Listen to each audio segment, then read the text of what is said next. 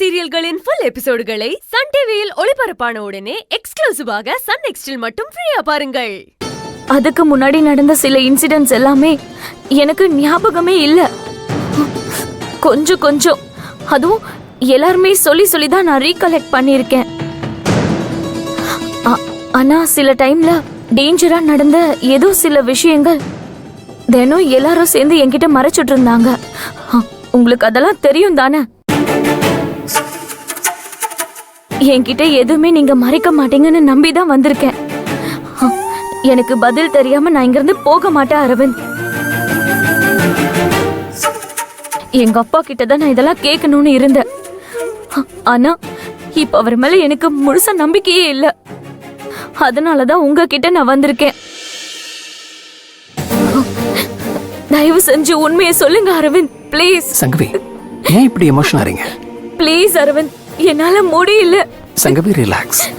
மத்த எல்லார்கிட்டயுமே இந்த விஷயத்தை உங்ககிட்ட சொல்ல வேண்டாம்னு சொன்னதே நானும் டாக்டர் ஆண்டனி தாசன் தான். ஏன்னா அதிர்ச்சியான எந்த ஒரு தகவலையும் தாங்கிக்கிற மனநிலையிலையும் ஹெல்த் கண்டிஷன்லயும் நீங்க அப்ப இல்ல. அதுதான் ரீசன், வேற எந்த காரணமும் இல்ல. அரவிந்த், நீங்களும் சொல்ல மாட்டேன்னு சொல்லிடாதீங்க ப்ளீஸ். ப்ளீஸ் அரவிந்த்.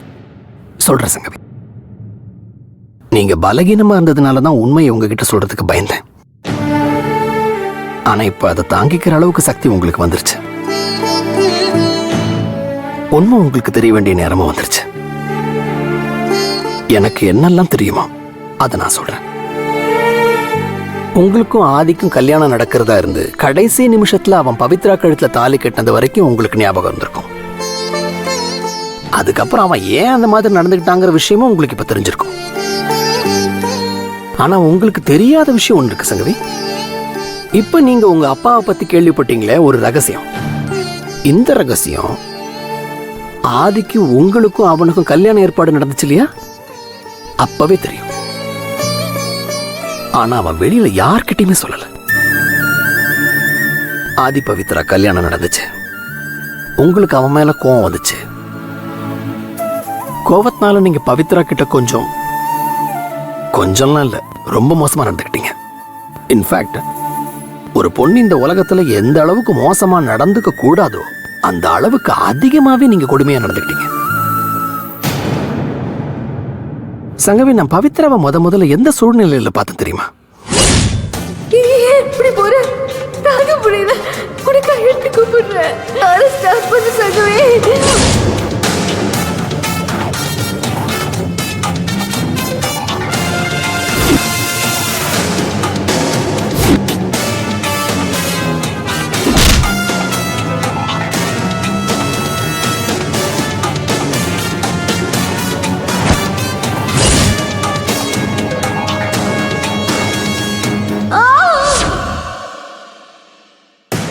பவித்ராவை உண்மையிலேயே மனசார பாராட்டணும் சங்கவி.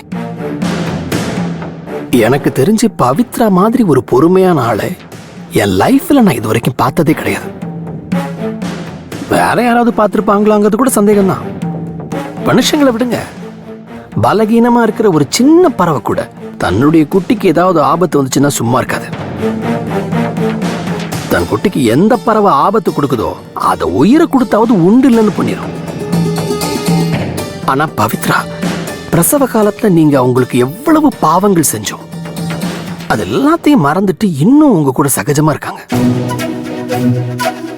உங்க ஃப்ரெண்ட்ஷிப் ரொம்ப ஆச்சரியமா இருக்கு, அபூர்வமா இருக்கு.